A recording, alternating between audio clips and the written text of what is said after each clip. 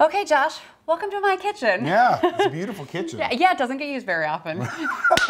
Which is why we want to do this. Yeah. Exactly. I really want you to teach me how to make a nice Valentine's Day meal for Jay that I might be able to replicate on my own. Well, the best way to go is simple, right? So 4 ingredients: pasta, onion, sun-dried tomato, and cream. The best part about this is Melissa's doing this one, and I'm going to be behind the camera. So here we go. Wish me luck. Here we go. So we have step 1 complete already. You've opened sun-dried tomatoes. How many am I doing here, my friend? Let's go with about half of the container. Oh. Yeah. Oh, they smell so good. Right? My onion chopper is not great. So anyway. Oh, well, I know that I told you I was going to let you do this by yourself. I'm going to actually show you a cool trick for cutting onions. Great. A lot of people go through way too many unnecessary steps when they're dicing onions. So if you go kind of in, not all the way, but in, like leave a little bit of space there at the end. Okay. And just kind of layer it like this. Follow those little lines that are already there. Yeah. Then from here, do the same thing. Kind of cut in a little ways, right? Not all the way through. And then it's like perfect little squares. Whoa. Isn't that crazy? So we've got the pasta going. Okay. And that shouldn't take long just because it's fresh pasta. Right. But you can also use frozen pasta. Do I need this burner on? Yeah. To medium-ish? Medium high is fine. Okay. Yeah. Okay.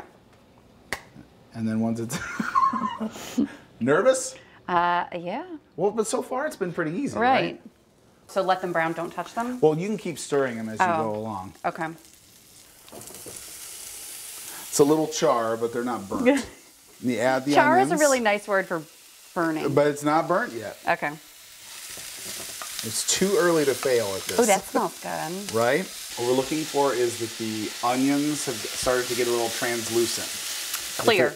Yeah. If I hadn't gone to school and like followed up in pastries, I would have wanted to become a saucier. Do you know what a saucier is? Someone who makes sausage? Yes! Yes! Tell me when. Oh, Lucy says when. More? That's good. Okay. It's almost too easy that I don't believe it's actually going to taste good. If you take your finger and run it down and you see how the sauce didn't fall in on itself, it held its shape, that means it's at sauce consistency. It's ready. Really good trick. That's it. So would you make something like this for Jay? I could do this. Okay. I mean, you gave me a 4-ingredient lovely pasta dish. I could definitely do this on my own. I will try it on my own and take a picture. Okay, I want to see that. I just want to keep eating right now. This, however, surf and turf. Little scary. You make it a lot easier than a lot of people think, and that's kind of my goal today. We've got our potatoes ready to go. We're gonna steam up some green beans so you'll have a nice, just kind of well-rounded plate. Perfect. That you can serve to Jay on Valentine's Day. Yay. Okay. So there you go. I'm ready. All right. Get the butter around room temperature. My favorite compound butter, I like to just do dill and lemon zest. What do you think? How's that look? Beautiful, and it smells good too. Yep. The lemon smells great. How does Jay like his steaks? Medium rare. How do you like your steaks? Medium rare. Perfect. And what we're gonna do is we're gonna season it by hand. All we're gonna use is salt and pepper. A lot of people are worried that they're gonna over season it.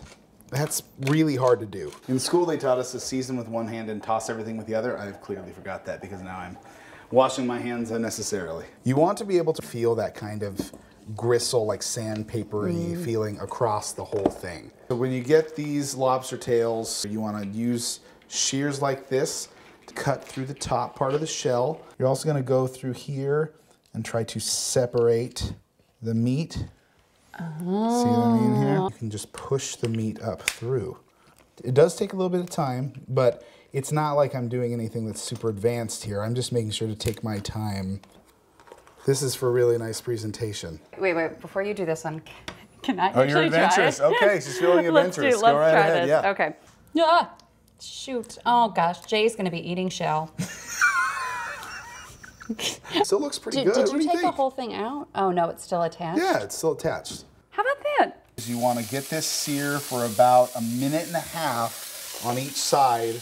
We're going to take it and we're going to put it in the oven at 400 degrees, 5 to 7 minutes. So we're just going to put a little bit of that right here in the middle. Once the steaks have been cooking for about 5 minutes. We're gonna put these in the oven at the same temperature for about 8 minutes or so. Steak has been in there for about 7 minutes total. Wrap them up kind of loose.